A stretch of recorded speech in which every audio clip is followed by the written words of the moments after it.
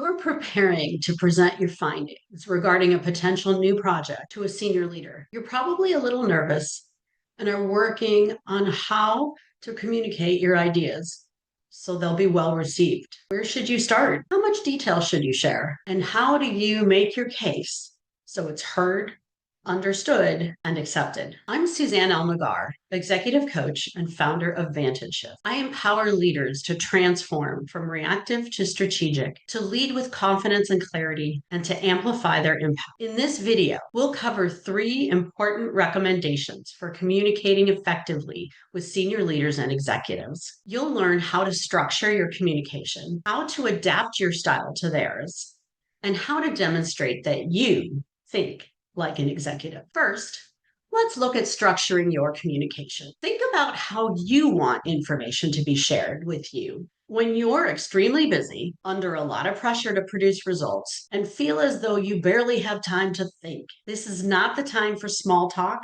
long backstories, or complicated explanation. Similarly, an executive in that situation is looking for you to not waste a single minute of their time. They want to hear precisely the information that they need to make a decision, and they need you to quickly get to the point about what this means for them and for the organization. And they want you to have data ready for the questions that they're going to ask. So how can you satisfy those requirements? Lead with the bottom line. Start your recommendation or key message first. Senior executives operate in high stakes, time constrained environment. They don't have time for a long setup for your thought process. Present your conclusion or your recommendation first, then present supporting ideas. This approach respects their time and allows them to ask questions about what really matters most to them. Be concise and specific. Senior leaders value clarity and directness. Prepare an opening sentence or two,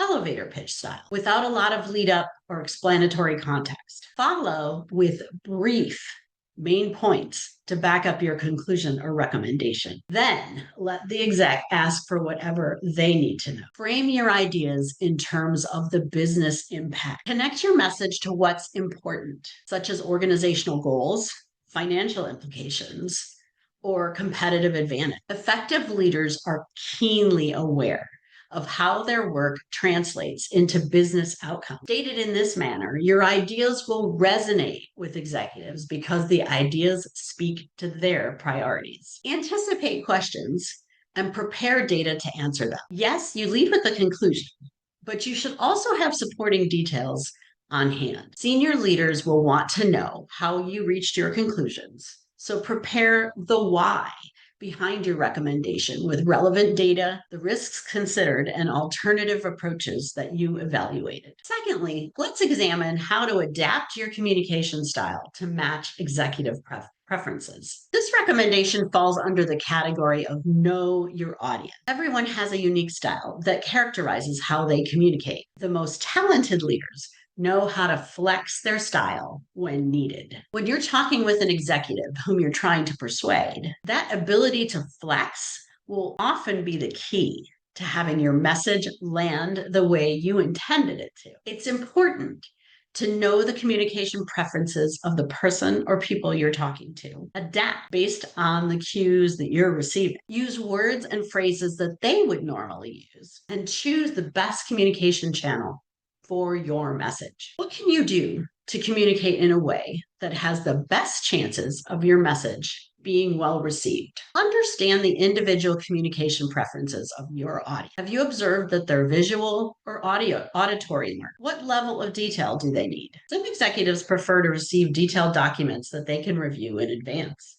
Others might want visual aids accompanied by a verbal explanation. You may also have to be prepared for a quick hallway conversation if your audience is constantly on the move. The point here is to flex to their individual style rather than assuming that everyone prefers to receive information in the same way. Read the room and adjust in real time. This is about EQ, or emotional intelligence.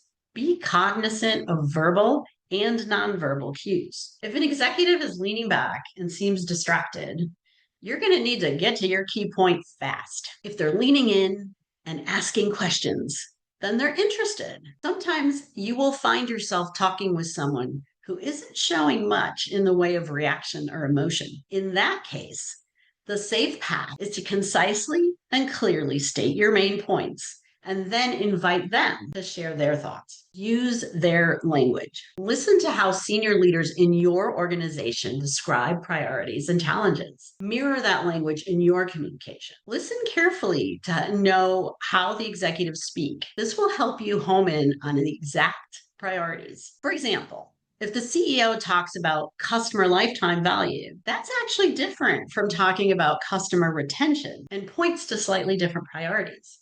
You can demonstrate that you understand what matters to them by carefully listening to how they speak and using those terms when you talk to them. Match the medium to the message. For information sharing, send an email. If there are decisions that require discussion, then schedule a meeting. If you have a really time-sensitive update, then maybe a quick conversation is in order. Understanding when to use each communication channel demonstrates executive judgment. Thirdly, let's look at how you can demonstrate executive thinking. It's time to show you understand what's important to the organization and to the executive to whom you're speaking. I know I've emphasized being concise, but that doesn't mean that you should skimp on the information that the exec will need to make a decision. They'll want to hear what they might have missed or are unaware of, that you reached your conclusions by thinking about organizational objectives, that you've thought through conflicting priorities, that you've thought about what the implications of the decisions are, and your recommended solutions to problems, not just the problem. That seems like a tall order. So how can you provide all of that necessary insight? Provide context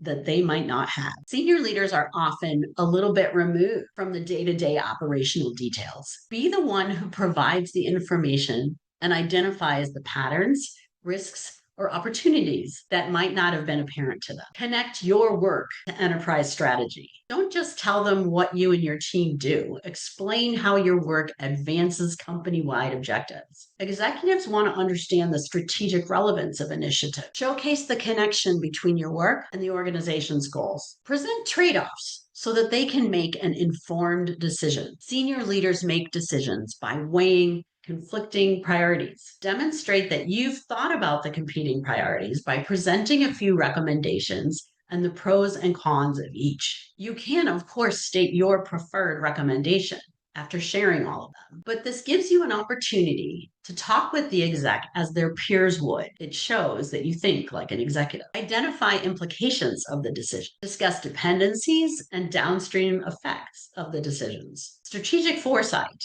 or the ability to anticipate consequences, is a highly valued property in senior leadership. When you communicate, share what you see coming that others might miss. Bring solutions, not just problems.